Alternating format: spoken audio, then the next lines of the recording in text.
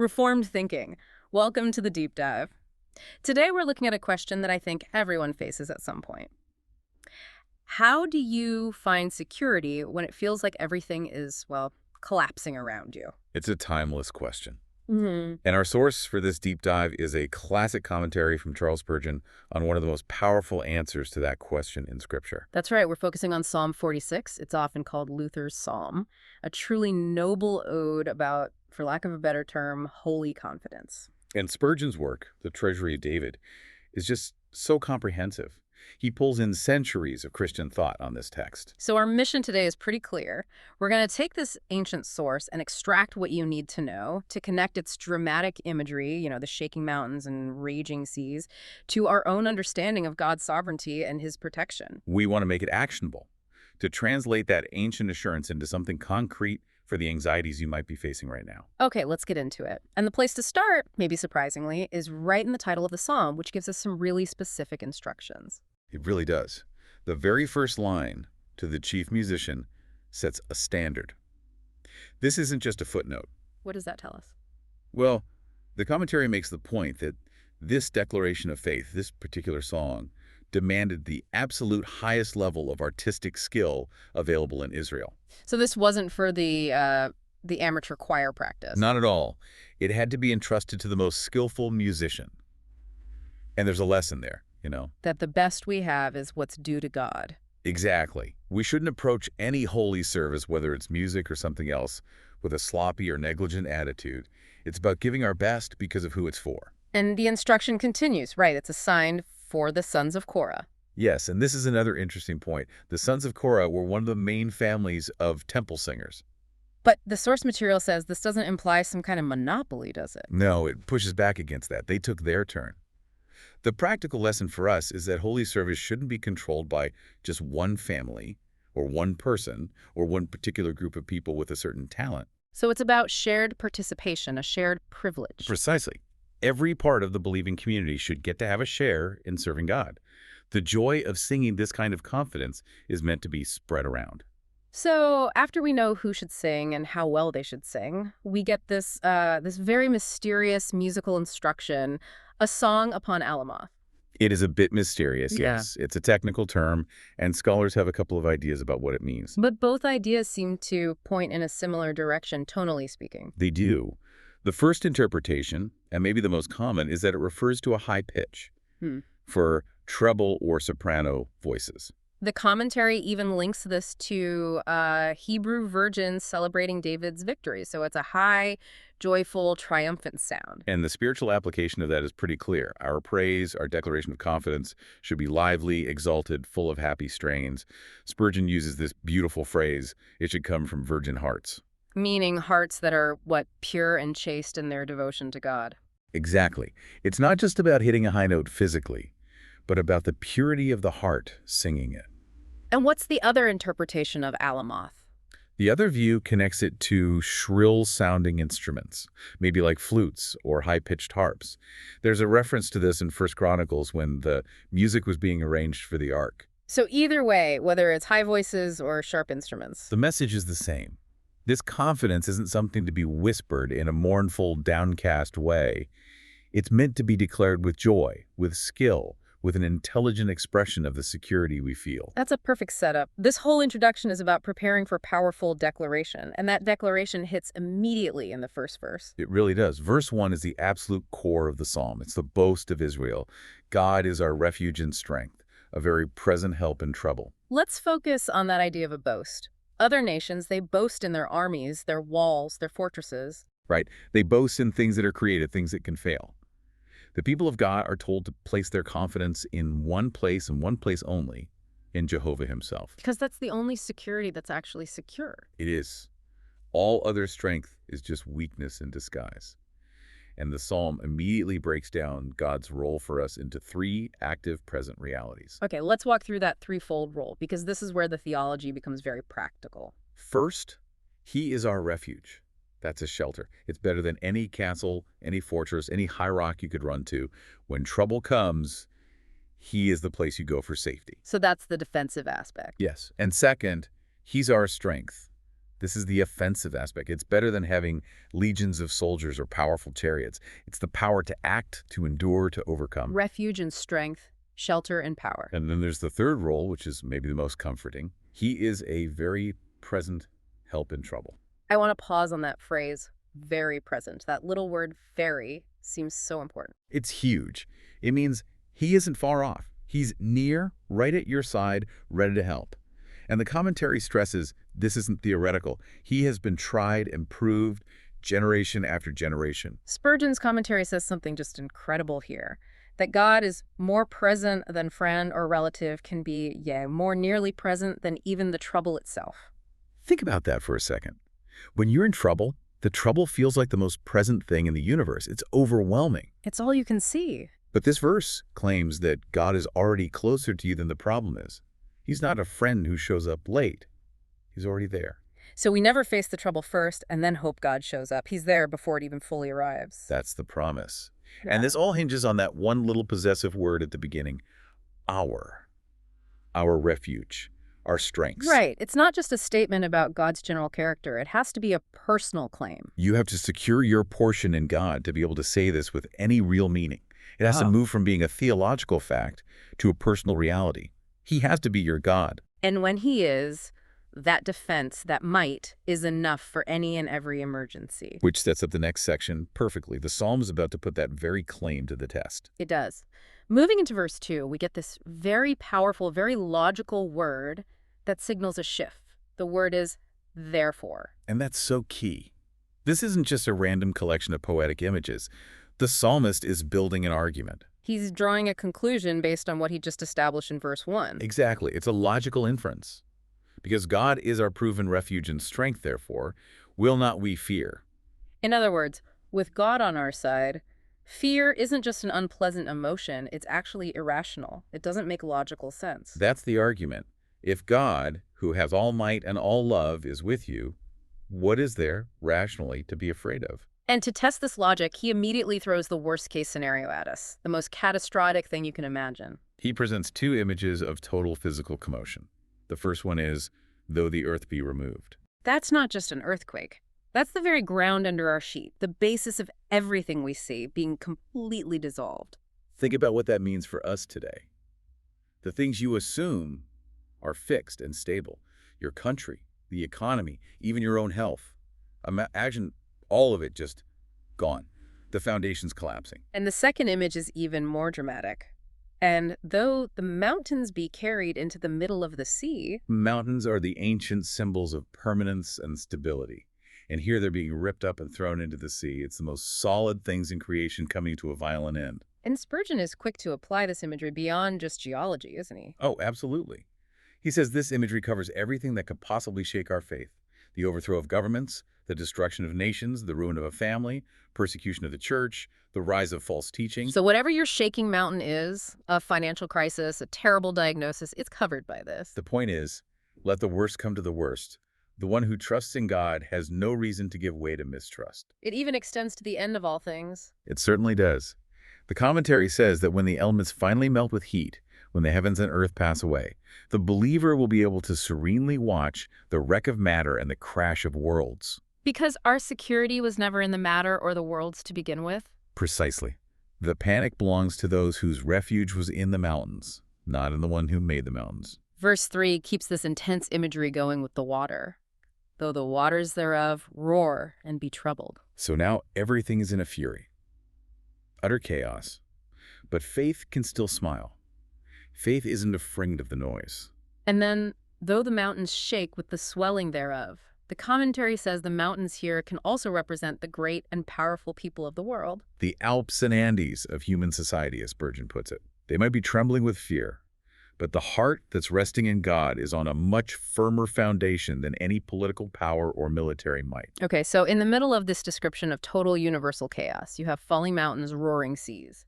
We get this one-word instruction. It's the meditative pause. The timing of it here seems so deliberate. It's perfect, isn't it? Yeah. It's not a cry of panic. The commentary says it's a deliberate rest in the music. It's an invitation for the singers and for you, the listener, to just stop. Take a breath. So when chaos hits, the first instruction isn't to react, it's to pause. Yes. Don't give in to what the source calls headlong rashness. Take a moment to meditate on the reality of the situation, including the terror, but without giving in to the fear. It's a call to calmly confront the danger. It is. The idea is we don't stop singing an alarm. We calmly tune our harps again, right there in the middle of the storm. So, after that pause, after we've contemplated the absolute worst, verse 4 presents this stunning, almost jarring shift in imagery. It's a complete pivot. We go from the roaring, chaotic, terrifying sea to a placid stream. There is a river. The streams whereof shall make glad the city of God. This is the contrast to all the external turmoil. Absolutely. The sea was furious, muddy, treacherous. This river is quiet, flowing, life-giving, and it never fails. This is the river of divine grace. And this river is what sustains the city of God, which is the church. Right. And you have to think about ancient warfare here. For a city under siege, the biggest fear was the water supply being cut off. You die of thirst long before the enemy broke through the walls. Exactly. So the presence of this internal, never-failing river is a promise. It means the citizens of this city, the church, have all the grace they need to endure to the end. They cannot be starved out. What's fascinating is how the source material unpacks what this river and its streams represent. It's not just one thing. No, it sees the different streams as various divine influences. First, the river can be seen as God the Father, the original fountain of living waters. The ultimate source of it all. Then a stream from that river is God the Son, who is the fountain open for our salvation, the channel through which that grace flows to us. Okay. A third stream is God the Spirit, which is like the living water that wells up inside the believer, the constant internal comfort and renewal. And the fourth interpretation? That the river is the whole collection of God's perfections and Christ's fullness, all flowing to us in the channel of the covenant of promise. So all these streams work together to make the city not just survive, but be glad. Exactly. Even when the rest of the world is either drowning in chaos or parched with thirst, the city is well supplied and joyful. Let's talk about that idea of the church as the city of God for a moment. What does that metaphor imply? It implies a lot. A city means security. It means society and fellowship. It means unity. It's a place of order, of rest, of special privileges. And a place of trade. The commentary calls it the market of free grace. Yes, but most of all, it's the holy place where God himself chooses to dwell. And that's the absolute core of the security, which we find in verse 5. God is in the midst of her. That's the final guarantee. It is. This is the unique privilege of the people of God to be a temple for the Holy Spirit. And what's the practical implication of that? Of God being right there in the middle of the city during the siege? It's a simple but incredible piece of logic. If the city is being besieged, then God himself is besieged within her walls. So any enemy that wants to attack the church has to get through God first. Which is why the next line says she shall not be moved. Why? Because to move her, you'd have to move the Lord who dwells inside her. The ship can't sink because God is in the vessel. And he helps in two ways at once, right? Within and without. Yes, the source points this out. Inside the walls, he provides the river, the rich supplies. And outside the walls, he decisively defeats the enemy, like he did with the armies of Sennacherib that were just annihilated overnight outside Jerusalem. And the timing of this help is also very specific. It says he will help her right early. This means literally at the turning of the morning, as soon as the first light of dawn appears. So God is never late, even if our impatience makes it feel like he's delayed. His timing is always perfect. And it's so often in Scripture that the great deliverances happen in that darkest hour, just before the morning. You think of Gideon or Joshua. Exactly. The pattern is there. Just when the night seems its darkest, that's when the Lord appears as the great ally of his people. It's a promise that when you feel you're at the end of your rope, that's precisely when dawn is about to break. So now in verse 6, the focus shifts outward again. We've seen nature in chaos, and now we see human society in chaos. The heathen rage, the kingdoms were moved. This is a picture of total geopolitical uproar. Nations are like a tempestuous sea. Invaders are on the march. Thrones are rocking. Empires are collapsing. It's widespread confusion and panic for everyone who doesn't know the Lord as their refuge. It sounds a lot like our 24-hour news cycle, actually. Constant crisis, constant rage. It's in the same spirit, but look at God's response to all this furious activity. It's the ultimate display of effortless power. He uttered his voice. The earth melted. That's it. No great war, no complex strategy. He just speaks a word. A single word from God, and all the solid, substantial things that men built Their empires, their armies, their political systems, they just melt like wax. It's hard to even comprehend that level of power. One word is enough. And it points us, of course, to the power of the incarnate Word, Jesus Christ, whose voice is sufficient to end all the rebellions and wars of humanity. The result of that word is peace. The rage just subsides, and the reason for the security is spelled out for us in the two powerful titles for God in the next verse. Yes, verse 7 is the reason for all of this. The Lord of hosts is with us. Let's break that title down. The Lord of hosts. It means he's the generalissimo, the supreme commander of all forces, seen and unseen. He commands the angels, the stars, the elements. Even the armies of men who don't know they're serving his will. Even them. He is the ultimate irresistible ally. To fight against his people is to fight against the Lord of the entire universe. But the psalm doesn't stop there with that title of universal power. It adds a second, more personal one. He is also the God of Jacob. Why is that second title so important? Lord of hosts tells us God can save us. God of Jacob tells us God has promised to save us. It's about his covenant relationship. And why Jacob specifically? The commentary notes that the covenant was made especially solemn with Abraham and Jacob. Jacob's name reminds us that God has bound himself by promise to a specific, often weak, wrestling people. So it's a double assurance. He has the power of the universe, and he's personally committed that power to us through his promise. Precisely. And right after that statement, we get our second Selah. Another pause. Another moment to stop, reflect, and just let the weight of that glorious truth sink in. Emmanuel, God with us, is both the Lord of all armies and our personal, covenant-keeping God. Then in verse 8, we're given an invitation. Come, behold the works of the Lord. This is a call to look at history, to read the news through a theological lens. It is. We're told to see how the head of the church is ruling the nations for the good of his people. And the specific work we're invited to behold is what desolations he hath made in the earth. That sounds harsh. Desolations. It's about consequences. He destroys the destroyers. He desolates the desolators. The source points to ruined empires like Assyria and Babylon as memorials. They stand as evidence of what happens when human pride goes up against divine sovereignty. So we are meant to see these ruins not as tragedies, but as lessons, as instructions. That's it, exactly. And these lessons lead to the ultimate promise in verse 9. Because he can make desolations, he can also maketh wars to cease unto the end of the earth. He has the power to bring about a universal peace. His voice quiets the noise of war and commands the silence of peace. And this isn't just a vague idea. The psalm gives us a vivid picture of how he does it. By destroying the very instruments of war. Yes, the list is symbolic and powerful. First, he breaketh the bow. That's the weapon of ranged sudden death. Then he cutteth the spear in sunder. That's the weapon of close hand-to-hand combat. And finally, he burneth the chariot in the fire, the ancient equivalent of a tank, the symbol of military pride and overwhelming force. So he's systematically dismantling every tool of violence. He is. It's a picture of the ultimate victory of the Prince of Peace, where not just the fighting stops, but the very capacity for that kind of warfare is utterly destroyed. It's a promise of complete and total peace. This brings us to the climax of the psalm, the direct command from God in verse 10. Be still and know that I am God. And this command is directed at two different audiences at the same time. Okay, who are they?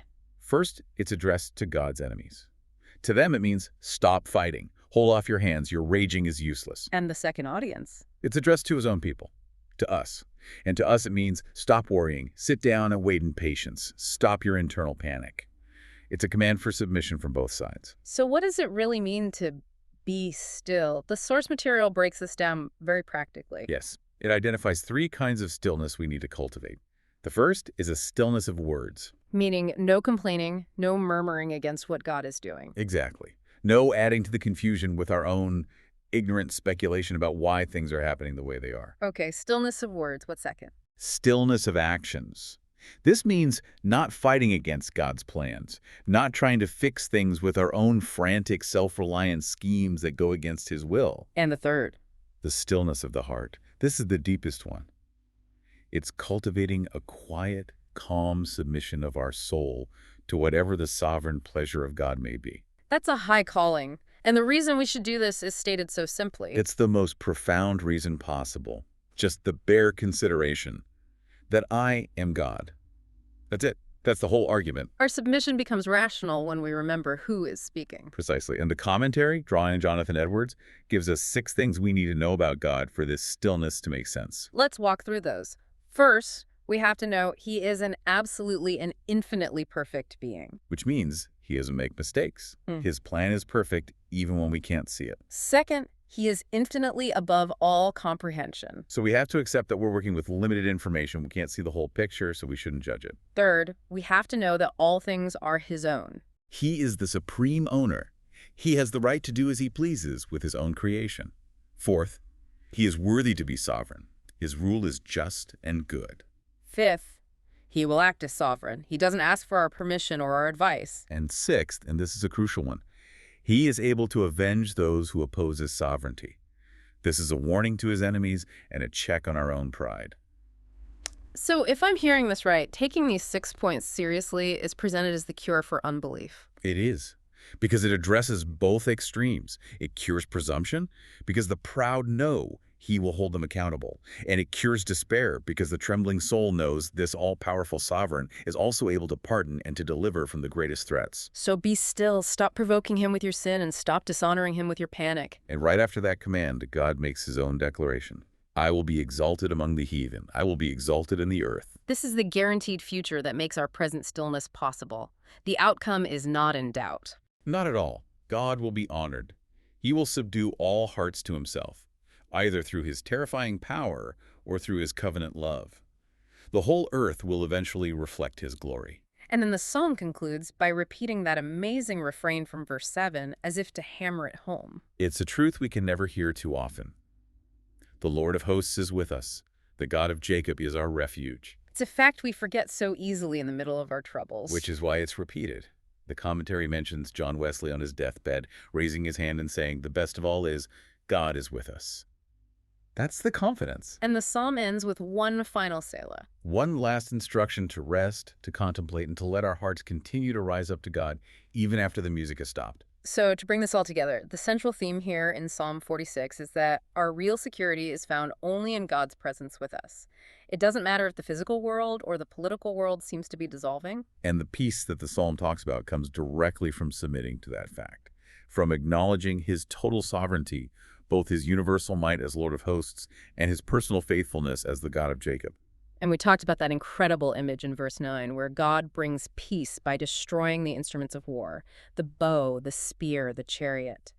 This seems to leave us with a final provocative thought to consider. It does.